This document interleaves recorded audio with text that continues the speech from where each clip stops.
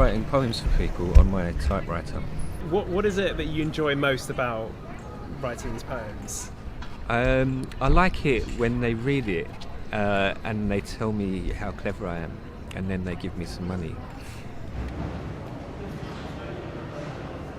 I was born in London. I stayed there until I was 3 years of age, and then for whatever reason I was put into a children's home, and I stayed there for a year and was adopted and moved to Devon and started a completely different life. So I have no idea who my original family were. Even at my age now, there's always a sense of something slightly missing or not quite right, and I recognise that it's that lack of connection with a true notion of family. What makes me happy? Yeah. Reading comics. Reading comics, watching films, drawing, meeting people. That's about it. And is there one event in your life that brought you the most unhappiness? Being homeless. I was homeless on and off for nearly 20 years. You know, I used to get a job, get made redundant, lose a job, you know, can't pay rent. It's just a vicious circle. Are there periods in your life that you think have led to you doing what you do now? Yeah. So basically making myself progressively more unemployable.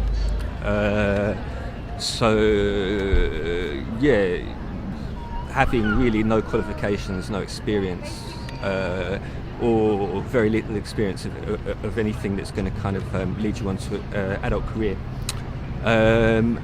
That is kind of one factor, and then the other factor is wanting to write.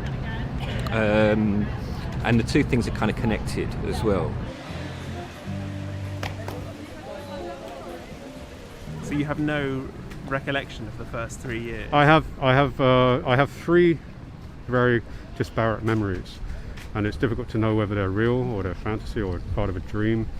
One is being locked in a cupboard, like a wardrobe. The next is being slapped across the head, looking out a kitchen window, presumably November 5th, because I was watching fireworks.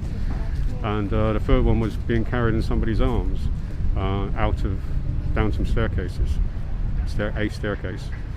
And I think those three memories are very specific and suggest the history of why I was taken away from my original family. But I don't know the specifics. I have no detail to colour in the picture. My original mother got in touch with me at one point, and she wrote me a nice letter. But I was 19, being slightly aggressive as a attitudinal youngster, and sort of discovering my own grounding. And I wrote her a nice letter back and said I didn't think it was worth me meeting her because, you know, she was a complete mystery to me. You know, it's a stranger on the street coming up to you and saying, "I'm your mother." It's like, well, we haven't had a relationship, so that doesn't mean anything. If your 16-year-old self could see you now, what do you think? He'd be shocked because that 16-year-old wouldn't believe that after all the things that I've been through.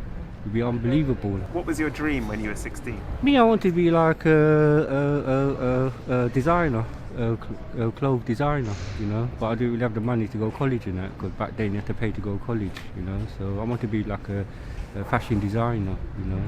Yeah. Are you a spiritual person? Yeah, I am. Yeah. Very spiritual. Do you subscribe to a particular faith? No, well, my dad's Jamaican, so I'm Rastafarian, you know. Plus, High Church of England, so you know, I believe. Yeah. And how has that faith manifested itself for you in your life? He's with me 24/7. I talk to God. I talk to, you know, he's there with me all the time, you know. All the tough times I've been through, he's been there. You know, if I found a pound on the floor, I thank God, you know. I give praise, I give thanks as much as I can. Has your faith changed and evolved over time? No, it just got stronger, you know, yeah. And on the reverse side, what makes you happy?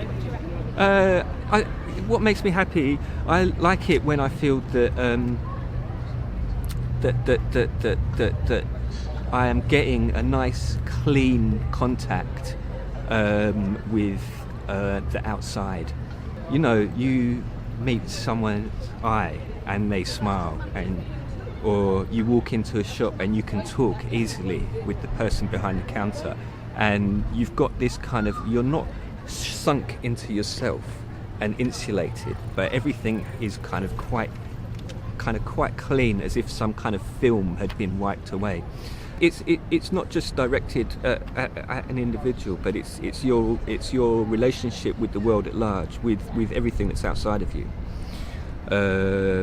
And the colours get a little bit brighter, and you know, you can feel the kind of the pressure of the air as it moves against you, and you just kind of feel more alive.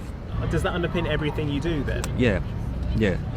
Finding that feeling. Yeah. That's a large part of how I live my life. So for you then, do you think that the things that in the past might have made you employable are things that took you further away from that feeling? Yes. Yeah. I felt that there are a lot of environments which make it kind of, in which it's essential to kind of close down and to clam up, to really to protect yourself. It's a matter of self-preservation. It's a necessity to kind of close that contact boundary, as the just out guys call it, you know, because they're toxic, because they're poisonous, you know. Everyone's horrible, and you're sitting under some horrible lights and drinking some horrible instant coffee, and What is the key to happiness? I think one of the things I think is important is not to tell other people how to live their lives. One of the things I've always regretted doing is laughing at someone who had this dream of coming down this river on the back of a rubbish barge, and it seemed like the most unromantic image you could possibly have, and I thought it was hilarious. But I realised I was stepping on his dream. You know, it might be a weird dream to be on the back of a rubbish barge going down the Thames, but it was his dream, and I felt quite mean about laughing at his idea. So I realised I was being a bit of a jerk, and it's important not to laugh at people. You might think their experiences or their dreams are strange compared to you, but it's not for you to judge them.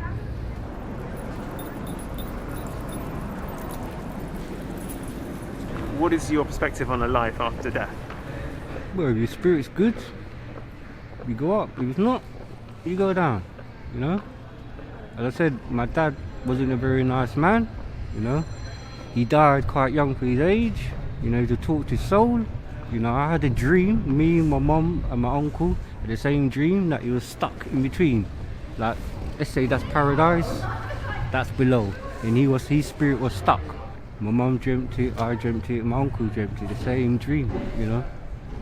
And then maybe 3 years later, he used to come to me in dreams and that, because he was very violent towards my mum. So, you know, like, I had to like talk with him, I forgave him, he forgave me, because I never saw him for 15 years, you know. And like, I woke up crying, but from then, it's like he's settled, you know. I go to his graveyard and that, you know, when I can. So you made peace? Yeah. I wasn't the problem, he was. And if you could see your father again now, is there something you'd say to him? No, it's my dad. I got nothing to see with my dad. It's my dad. You know, I miss you. That's it. You know, that's it. My dad. You know, because you must remember, you can't choose your parents, but you love them the same way. You know, without them, I would not be here. You know, so you know, the only thing I have to do is that as I get older, don't walk in his footsteps. Try and do different things. You know, and that's what I'm trying to do. You know, yeah.